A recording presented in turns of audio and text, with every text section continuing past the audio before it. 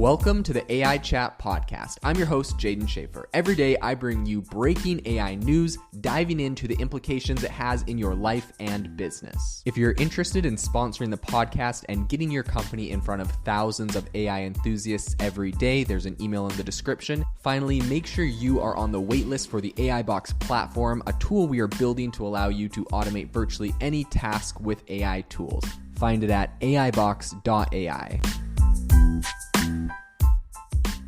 Have you ever wanted to start your own podcast? I record and publish podcasts on a platform called Spotify for Podcasters, and I absolutely love it. Essentially, you can upload from your phone or computer, and it distributes to every platform that plays podcasts. They support video podcasts, and you can make money on the platform with ads or even podcast subscriptions, something that has made my life so much easier as a podcaster. So if you're interested, I highly recommend you give it a try. You can download the Spotify for Podcast app, or go to spotify.com/podcasters to get started on your podcast today. Some breaking AI news in relation to Google and a new product that has journalists really upset. So recently, someone from the Wall Street Journal was citing some anonymous sources and essentially said that Google has a new product called Genesis that is able to write news articles. And they're pitching this to major news organizations, including the New York Times, the Washington Post, and News Corp, who owns a lot of other news companies. So, of course, as you can imagine, journalists are not happy about this.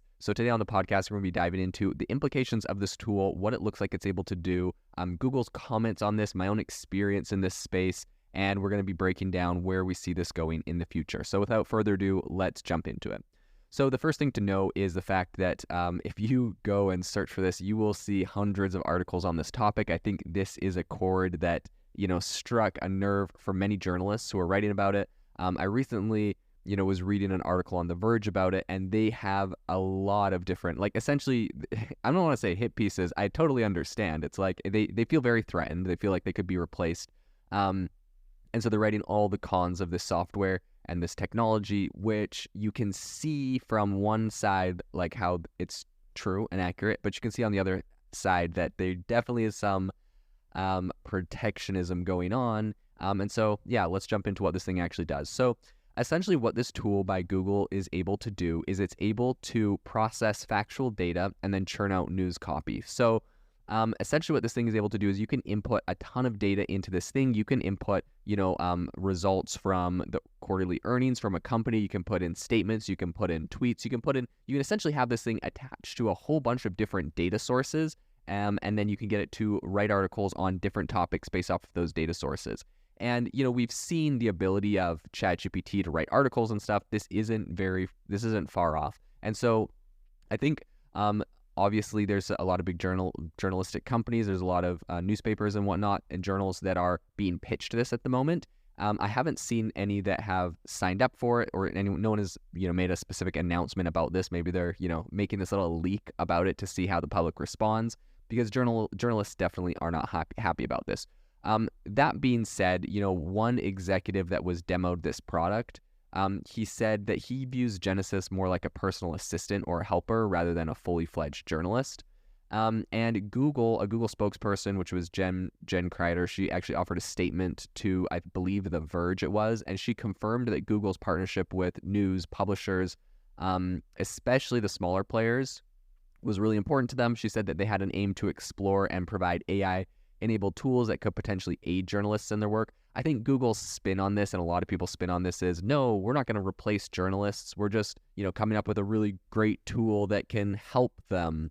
And I think it's kind of the same spin that Microsoft had with Microsoft Copilot. They're like, look, we're not replacing developers. We have Microsoft Copilot to help, developers with their coding. I actually think Microsoft had a better argument there with developers, because a lot of things in code it's not black and white. There's not necessarily one way to do things. There's a lot of different ways. Some developers are extremely creative in how they code things, and how they're able to figure things out. And so I mean, that sounds bad, because now it sounds like I'm saying journalists are not creative. So let's do that. Let's talk about where I think this does not work for journalists. So number one, investigative reporting, being able to go and dig in and investigate something. I think 100% this is not going to be able to replace. Journalists won't be replaced. But that being said, when it comes to putting all of your data together into one article, for example, I think this still works. So let's say you have an investigative journalist. They go and they research a bunch of companies. They reach out to a bunch of people to get comments from inside a company, some confidential data. They get some leaks, some financial statements, whatever. They uncover a fraud within a company. Theoretically, they could give all this data to this genius platform and have it write out a really good expose article. But that being said, of course, this thing isn't gonna go in and gather all that data. Now, is it possible that in the future an AI could go and send emails to pertinent people and try to find leakers and put together an expose article? Yes, an AI could theoretically do that. You give it the mission of write an expose article on any company that you think is, engaging in corrupt practices. In fact, you could write an AI model that says, study the top, study the stock market, look for trends. We'll show you trends of companies that were committing fraud and what their products were and what the news articles were saying about them. You could, this sounds crazy, right? But imagine you develop an AI model that is able to detect fraud in the stock market.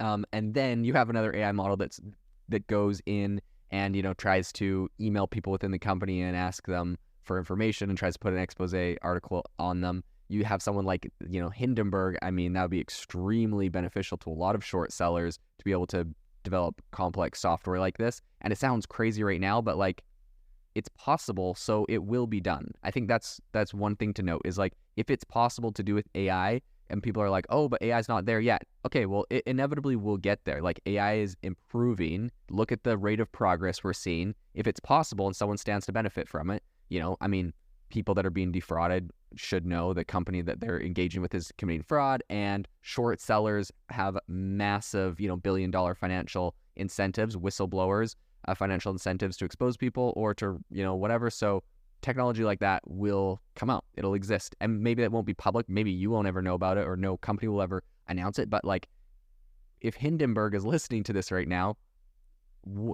all they have to do is hire some data scientists to put something together like this, and they have, some massive potential for making billions and billions of dollars. Why wouldn't they do that? They will do that. So I think that's just, one interesting thought. So that's where this thing goes. I guess that's the long term. That's where this thing goes. And so in the meantime, journalists right now are obviously not happy about it.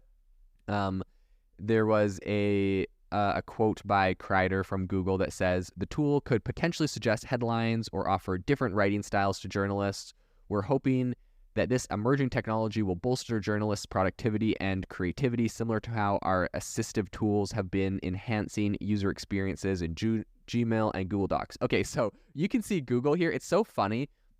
Usually tech companies really drum up interest about their tech and how cool and powerful it's going to be. And then here, all of a sudden, that the opposite is true when you have a company like Google downplaying their tech. It's it can suggest headlines or different writing styles. It's you don't need a complex, powerful AI to suggest headlines. I use headline suggestion tools 5 years ago on, random little websites. You don't need headline suggestion tools. You don't need, different writing styles. That's absolutely ridiculous. That's 100% Google trying to just downplay the fact that their tool inevitably can replace journalists, and therefore it will replace journalists. Is that a good thing? I'm not saying that's a good thing. I'm saying inevitably many news organizations will replace journalists with this.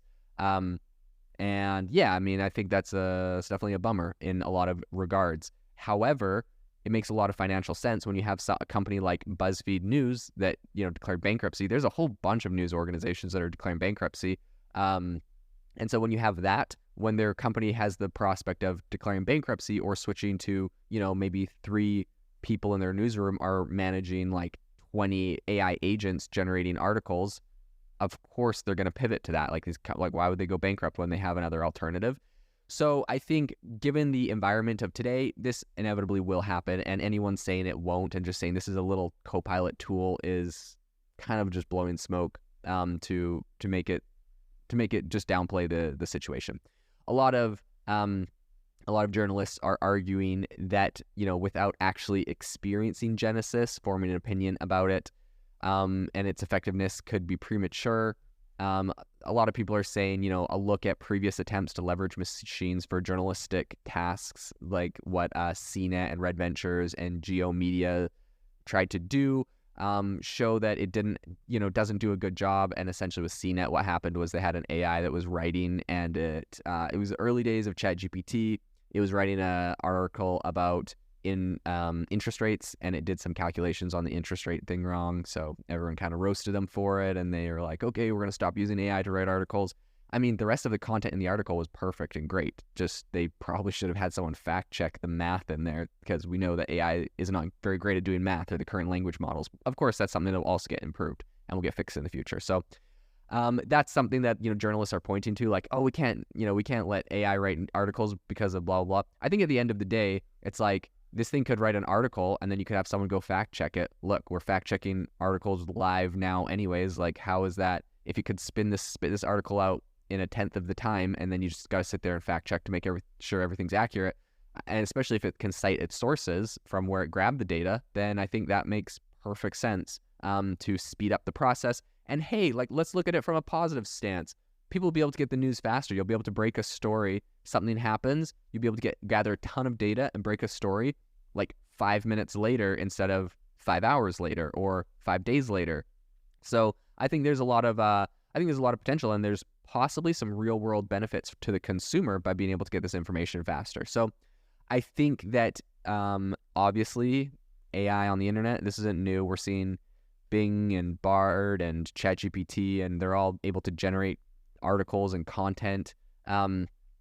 Some journalists recently noted that even Google's AI model designed for hospitals has its own pitfalls, right? They're trying to point out some shortcomings, which I 100% think are relevant. They're important to talk about. These AIs are not perfect, but I just think that anyone pointing at AI and its flaws and saying, see, look, this thing, it messed up, like the CNET articles, math was wrong on the interest rates, or like, this thing isn't good. I think that it's ridiculous, because we know that inevitably those things will get better. So it's like, let's just look. You can love it or hate it, but if you want to know what's going to happen in the future, like, look at what it can do now and forecast the future of where this thing goes. Don't try to like nitpick at little flaws you see now and say, like, this is why it will never work. Like, it will definitely work, and we should prepare for a conversation. Do you want to ban all AI, make it so only humans can be journalists? Like, I'm not saying I agree with any of those paths, but like, let's be realistic. If you want a journalist to never be replaced by AI, you should probably start really thinking about the next steps instead of just trying to nitpick at some small flaws of AI, because inevitably AI is going to do a lot of this stuff. I think a lot of potential users have some reservations about Google's commitment to product development. Well, actually, to be honest, this is a point I've heard some journalists bring up. They're like, why would we go and integrate Google Genesis and start getting it to write our news articles? Because Google, like, they're kind of notorious for like making products and then killing them. So like, what if Google just kills this product?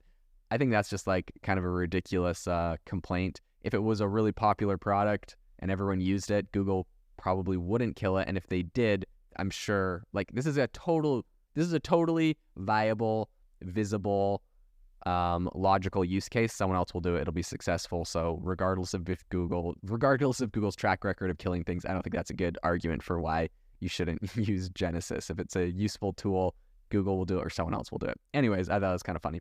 So I think that it is important to note that the relationship between Google and the news industry hasn't actually been super great.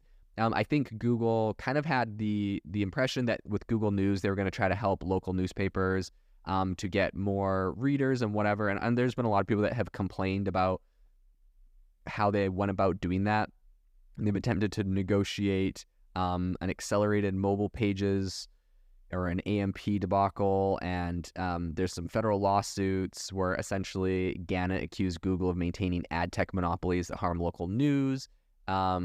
So because of that, I think that there definitely are a lot of issues between Google. The relationship with the news industry is a little bit rocky. That being said, I don't know if it's so much Google's fault as just being indicative of what's happening in tech and in the tech industry overall, and how people, like it or not, people are moving away from cable news. They're moving away from newspapers. They're going to read digital articles, and they're going to listen to podcasts or YouTubers or other sources of news that may not always be as traditional. And so, I mean, like even Twitter, you can get really crazy breaking news analysis in real time from people within a company on Twitter that you can't, get from an anchor necessarily. And so I think that people are shifting in their appetite for news. Personally, I have used AI to write a lot of articles for different projects and startups and seen a lot of really good success and a lot of really good content. But again, like my strategy has always been get the AI to write an article, get a human that has, a subject matter expert to go and review and make sure everything looks good, fix anything, correct it, just read over it, and then we publish. And, doing that personally, I had one specific startup in particular that we were able to about almost 10x our website traffic with AI generated articles that were reviewed by a subject matter expert. So there's no way in my mind that subject matter expert could have written the amount of content we wrote and could have seen the amount of results for the price that we were able to do it. And that was the only way it was viable for our startup to be able to do that profitably. So I think at the end of the day, whether or not a lot of journalists complain about Google and Genesis, I think Genesis will get used, even if it's not by major news organizations. Smaller companies, independent journalists, independent news organizations, these things are going to have a massive boon in news and in revenue from tools like this. So overall, I see this as being a really big thing in the industry that 100% will take off. So this will definitely be something that we will continue to follow into the future and see how it plays out across news. This episode is brought to you by Shopify. That's the sound of switching your business to Shopify, the global commerce platform that supercharges your selling. Harness the best converting checkout and same intuitive features, trusted apps, and powerful analytics used by the world's leading brands. Stop leaving sales on the table. Discover why millions trust Shopify to build, grow, and run their business. Sign up today for your $1 per month trial period at shopify.com/tech23.